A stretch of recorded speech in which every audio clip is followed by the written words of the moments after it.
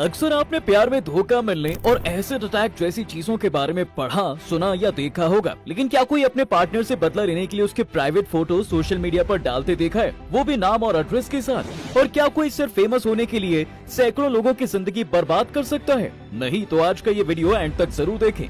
साल 2010 ये वो दौर था जब इंस्टाग्राम लॉन्च तो हो चुका था, लेकिन लोग सोशल मीडिया के नाम पर फेसबुक को ही जानते थे। इसी दौरान एक लड़का जो तब सिर्फ 24 साल का था, उसने धूम मचा रखी थी। उसका नाम था हंटर मूरे। हंटर एक वेब मास्टर था जो अपने मजे के लिए वेबसाइट्स बनाता था। हंटर के सपने बड़े थे, वो जल्द से जल्द अमीर बनना चाहता था। ऐसे में उसने जल्द अमीर बनने के लिए एक ऐसी वेबसाइट बनाई जिसमें हर दिन लोगों के प्राइवेट फोटोज अपलोड होते थे, वो भी उन लोगों के असली नाम और पते के साथ जिन्हें हंटर खुद अपलोड करता था, वो भी उन लोगों की इजाजत के बिना। दरअसल हंटर ने जो वेबसाइट बनाई थी उसका नाम था isanyoneup.com।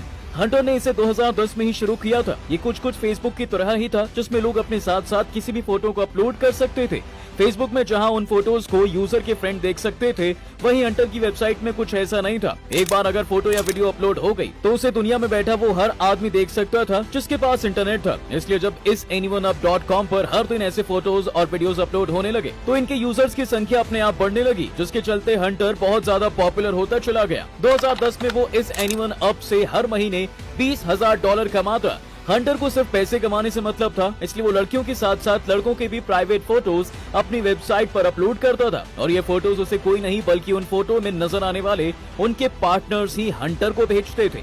दरअसल हंटर ने अपनी वेबसाइट को बदला लेने का अड्डा बना दिया था, जहां ऐसे लोग अपने पार्टनर्स की प्राइवेट फोटोज उसे भेजते जिनका कुछ दिन पहले या तो ब्रेकअप हुआ होता था या फिर दोनों के बीच दुश्मनी हो चुकी होती और बदला लेने के लिए किसी भी हद तक जाने के लिए तैयार रहते। सुनने में थोड़ा अजीब लग सकता है, लेकिन हंटर की वेबसाइट कामयाब होने की असली वजह यही थी कि जो लोग एक दूसरे से इतनी नफरत करते थे कि वो उन्हें बदनाम करने के लिए किसी भी हद तक जाने को तैयार रहते थे। कई बार तो ये भी होता था कि जब किसी की फोटो isanyoneup पर अपलोड होती थी तो वो भी बदला लेने के लिए उस आदमी की वैसी ही फोटोज हंटर को भेजते थे और इस तरह हंटर का बिजनेस फल फूल रहा था। लेकिन मामला तब बिगड़ा जब हंटर ने ज्यादा पैसे कमाने के लालच में लोगों के कंप्यूटर को हैक करके उनकी फोटोज को चोरी करके अपनी वेबसाइट पर अपलोड करना शुरू कर दिया। लेकिन इसके बाद भी हंटर का कोई कुछ नहीं बिगाड़ सकता था, क्योंकि अगर कोई हंटर से अपनी फोटोज डिलीट करने के लिए कहता तो वो ऐसे लोगों को इसके बदले ब्लैकमेल करना शुरू कर देता।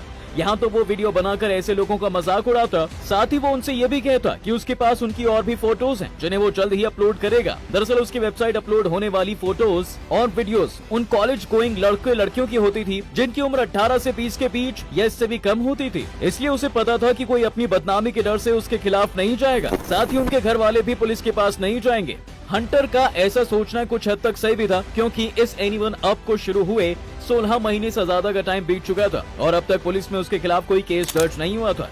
लेकिन उसकी गलत फहमी तब दूर हुई जब उसका सामना शार्लोट लॉज से हुआ था। शार्लोट आज एक famous writer, talk show host और एनिमल राइट्स एडवोकेट हैं, लेकिन 2012 से पहले वो सिर्फ एक माँ थी जिनका सिर्फ एक ही सपना था कि बेटी आगे चलकर एक बड़ा नाम करे। लेकिन हंटर ने उनकी बेटी कायला के भी कुछ फोटोज isanyoneup पर अपलोड कर दी, जिससे वो बुरी तरह से टूट गई। यहाँ तक कि कायला ने सुसाइड करने की भी कोशिश की, जिसके बाद शार्लोट ने हंटर को सजा दिलाने की कसम खाई।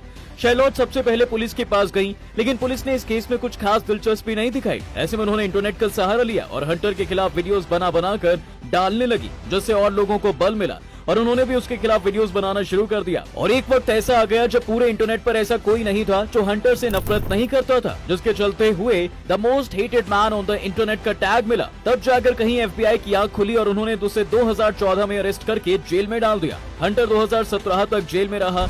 जब वो जेल से बाहर आया तो लोगों को लगा कि वो अब सुधर चुका होगा, ये उसे अपने किए पर पछतावा होगा। लेकिन जब हंटर से उसके किए गए कारनामों के बारे में पूछा गया तो उसने बेशर्मी से कहा कि उसे अपने किए पर कोई पछतावा है नहीं और उसने तो सिर्फ लोगों की फोटोज से पैसा कमाया है, कोई चोरी या मर्डर नहीं किया।